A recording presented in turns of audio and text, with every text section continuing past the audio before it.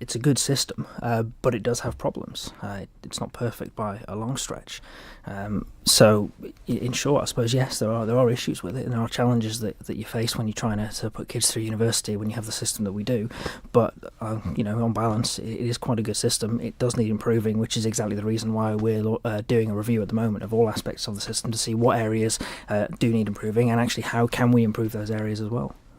Are some families being asked to contribute more, and is that a pressure that you want to see placed on students and families?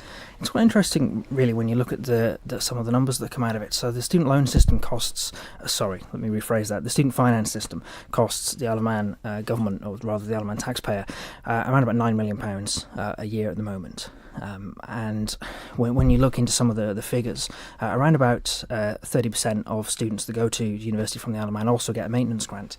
So as well as paying their full tuition fees, either through a combination of grant and loan, they also get a maintenance grant, which averages out at about £4,000 a student. And when you're looking then at the other end of the scale, people that are asked to contribute a bit more, it's only around about 10% of students that are being asked to contribute anything towards their tuition fees, aside from the universal £2,500 contribution.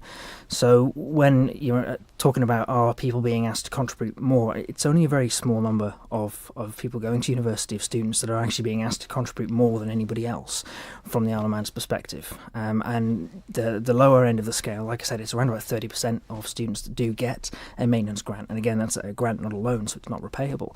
So on balance, the system is working sort of as it was intended. Now, the challenging area is really where you have people or families that are on kind of that middle income, who have already got a lot of financial pressures themselves, and then they're being asked to find that extra bit of money to send their kids to university, and living costs can be anything up to £12,000 a year.